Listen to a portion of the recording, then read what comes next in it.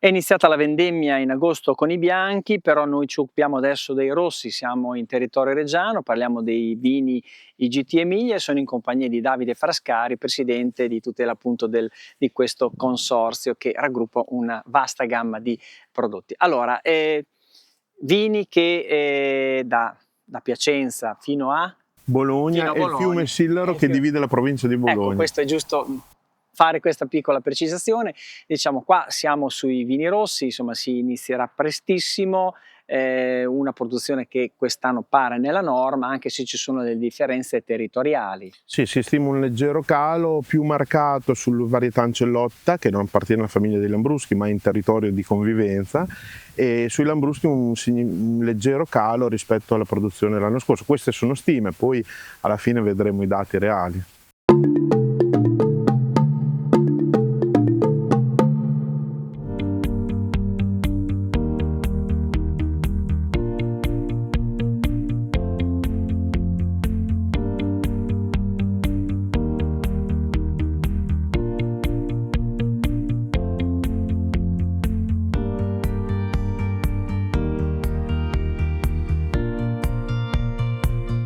Allora Davide, siamo sempre in territorio di Scandiano, Reggio Emilia, adesso parliamo un po' di rossi, che è la parte più consistente che riguarda i vini GT Emilia.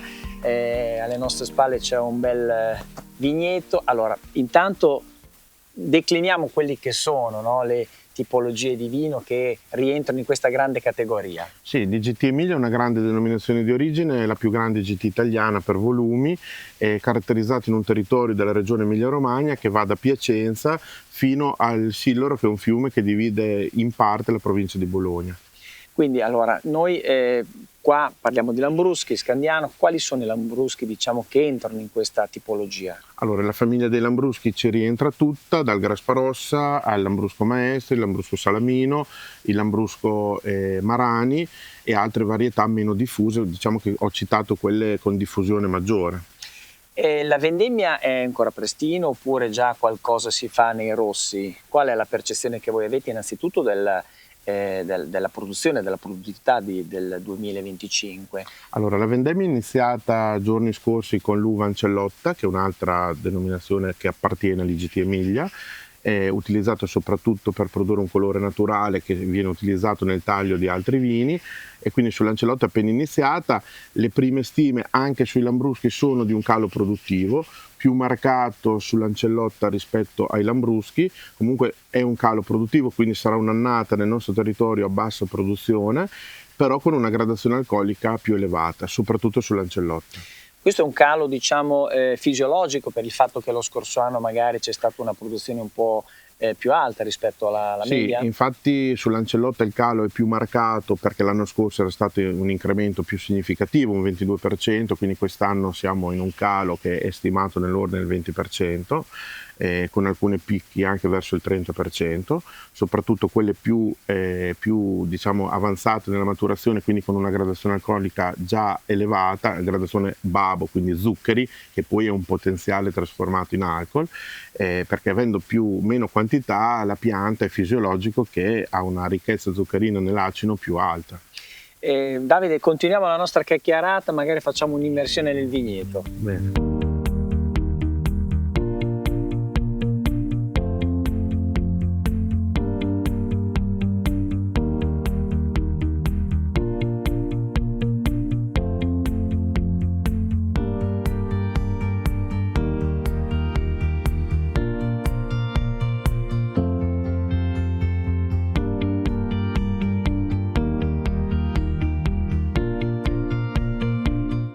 Questo è un vigneto di Lambrusco, che varietà è questa? Lambrusco Maestri, Maestri. tipicamente diffuso nell'area reggiana più che modenese, è un Lambrusco che è atto anche a una produzione di colore importante, quindi è il Lambrusco tipico per fare quei vini più corposi, più coloriti.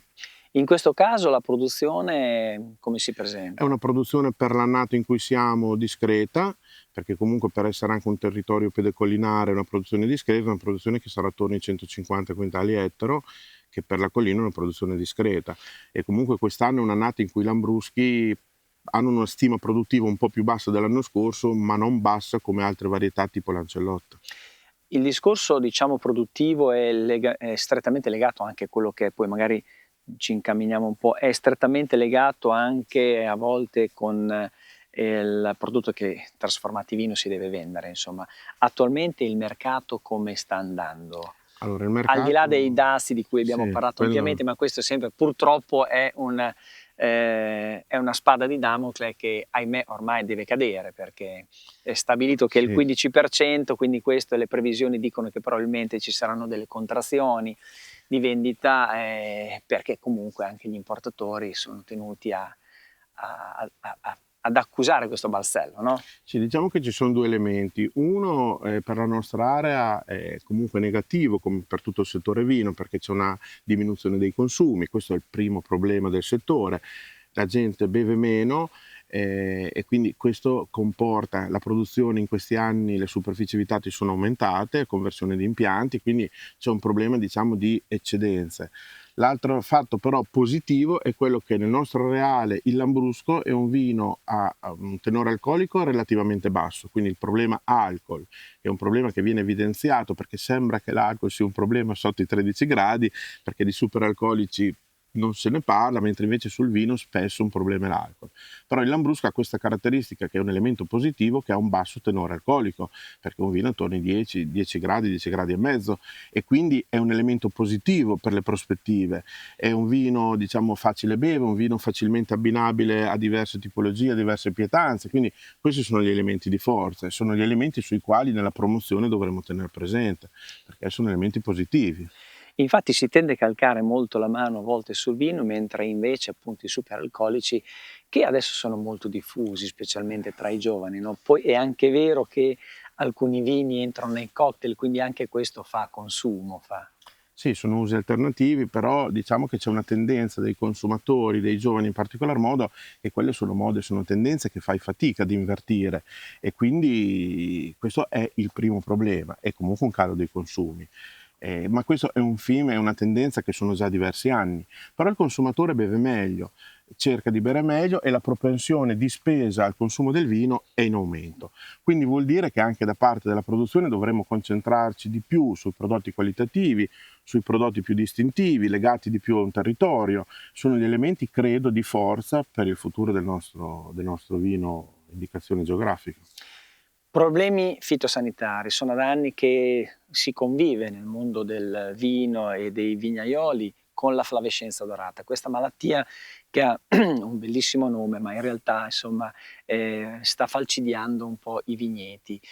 È una situazione importante che comunque è tenuta sotto controllo, oppure questa potrà compromettere un domani anche la produzione Diciamo nei che territori dell'Emilia Romagna? Diciamo che negli ultimi anni anche gli investimenti fatti dai consorzi fitosanitari dalla regione sono stati importanti, i produttori, gli sforzi, andando a tagliare delle viti ancora parzialmente produttive, però per evitare il rischio di fusione c'è stato comunque un impegno importante dei produttori nell'andare a togliere quei vitigni con i sintomi o probabili malati.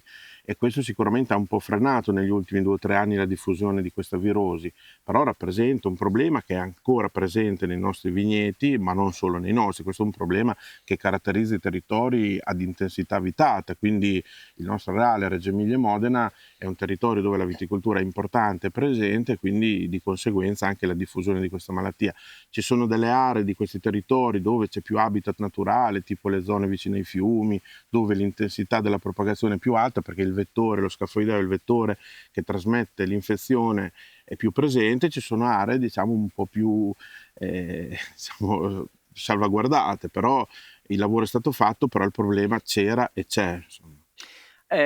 Davide, un'ultima domanda, allora i vini IGT Emilia, allora il consumatore li riconosce bene, c'è un'etichetta ben chiara, questo è sinonimo comunque di territorialità e comunque di qualità di un prodotto?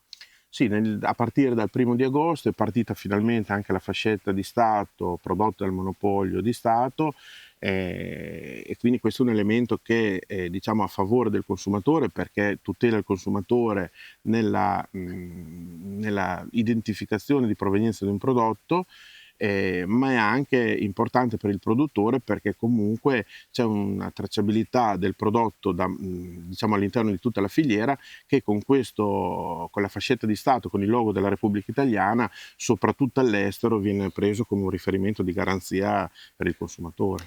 Bene, grazie a Frascari, in attesa che venga vendemmiato questo Maestri. Perfetto.